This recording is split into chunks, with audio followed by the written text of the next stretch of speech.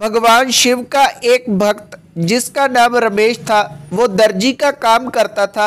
वो भगवान शिव को बहुत प्रेम करता था। रमेश सुबह जल्दी उठता, नहाता और मंदिर चला जाता। वहां पर जाकर भोलेनाथ को वो जल चढ़ाता और वापस अपनी दुकान में आकर काम शुरू कर देता। सारा दिन वो भोलेनाथ भोलेनाथ करता रहता और अपनी दुकान में भोलेनाथ के भजन गाता रहता। भगवान शिव से उसकी एक लगन लग चुकी थी। रमेश के मुख से हमेशा भोलेनाथ भोलेनाथ ही निकलता रहता, क्योंकि वो भोलेनाथ का एक सच्चा भक्त था। रमेश का एक पड़ोसी भी था, वो उससे बहुत जलन करता था, क्योंकि रमेश अपनी दुकान पर हमेशा भोलेनाथ भोलेनाथ करता रहता और उसके मशीन की आवाज़ उस पड़ोसी के कान में हमेशा पड़ती रहती।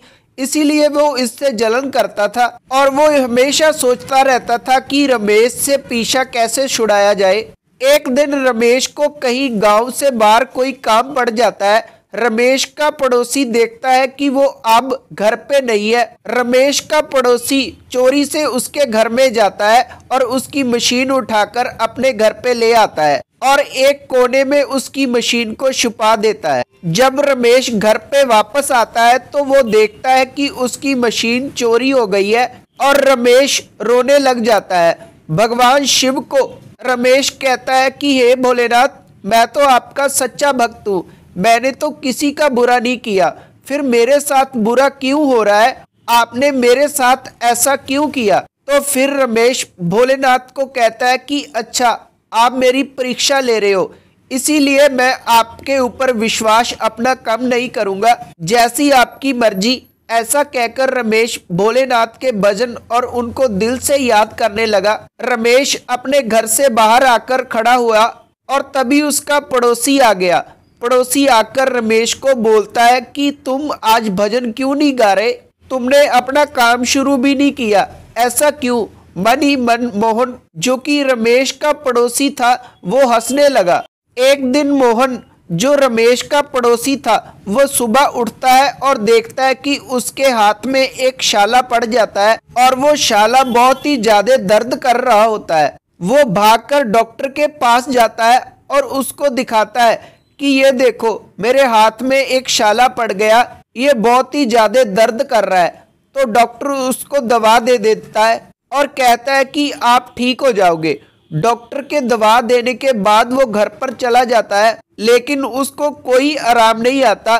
धीरे धीरे वो शाले और बढ़ने शुरू हो जाते हैं और उसके दोनों हाथों में शाले पड़ जाते हैं। मोहन भागा भागा फिर डॉक्टर के पास जाता है और उनको दिखाता है कि उनकी दवाई से कोई फर्क नहीं पड़ा, ये तो आगे से और बढ़ गए हैं। तो डॉक्टर कहते हैं कि ऐसा कैसे हो गया, मेरी दवाई से ये शाले कम हो जाने चाहिए। तो डॉक्टर भी भगवान को बहुत मानता था।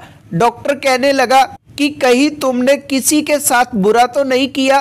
तो ऐसा जब डॉक्टर कहता है तो मोहन सोचने लग जाता है कि मैंने रमेश के साथ बहुत बुरा किया था, उसकी मशीन उठाकर अपने घर पे रख ली थी।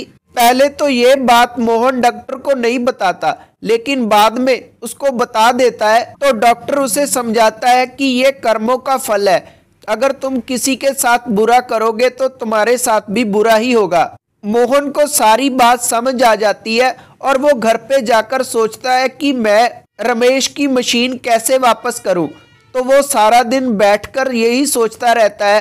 तो अचानक रमेश अपनी दुकान से घर में जाता है, तभी मोहन उसकी मशीन उठाकर उसकी दुकान में रख देता है। जब रमेश घर से वापस आता है तो देखता है कि उसकी मशीन वापस आकर उसी जगह पर पड़ी होती है। ऐसा देखकर वो बहुत खुश होता है। तो भगवान शिव को वो धन्यवाद करता है कि आपने मेरा बहुत ज्यादा सोचा और आपकी कृपा से मेरे को मेरी मशीन वापस मिल गई। भगवान शिव का धन्यवाद करना शुरू कर देता है और अपना काम वैसे ही भजनों के साथ शुरू कर देता है। फिर अचानक उसकी दुकान पर अंधेरा हो जाता है और भगवान शिव उसको दर्शन देते हैं और कहते हैं कि तुमने बुरे समय पर भी मेरे पे विश्वास कम नहीं किया और विश्वास ज्यादा बढ़ा दिया। तुम मेरे सच्चे भक्त हो, मांगो क्या मांगना चाहते हो? तो रमेश कहता है कि वैसे तो आपका दिया सब कुछ मेरे पास है, लेकिन आप हमेशा मेरे पे अपनी कृपा बनाए रखना। भगवान भोलेनाथ तथास्तु कहकर चले जाते हैं और रमेश का काम आगे से और बढ़ जाता है। रमेश अपना काम मन लगाकर भोलेनाथ की कृपा से करने लग जाता है। इस कहानी से हमको दो बातें सीखने को मिलती है। सबसे पहली बात कि हमको किसी के साथ बुरा नहीं करना चाहिए। अगर हम किसी के साथ बुरा करते हैं तो उसका फल हमको भुगतना पड़ेगा। और दूसरी बात, भगवान शिव अपने भक्तों पर हमेशा अपनी कृपा बनाए रखते हैं। अगर उनके साथ कोई बुरा करता है तो भगवान शिव खुद उन लोगों को देखते हैं और उनके कर्मों के हिसाब से उनको सजा देते हैं। ये थी आज की वीडियो। अगर आपको वीडियो अच्छी लगी तो वीडियो को लाइक करना और कमेंटों में हर हर महादेव जरूर लिखना, और आपका अपना चैनल शिव को समझो जरूर सब्सक्राइब करना और बेल नोटिफिकेशन जरूर ऑन करना जी, क्योंकि ऐसे ही वीडियोस हमारे चैनल पर आते रहते हैं और वो आपको सबसे पहले मिल जाएंगे। Thank you.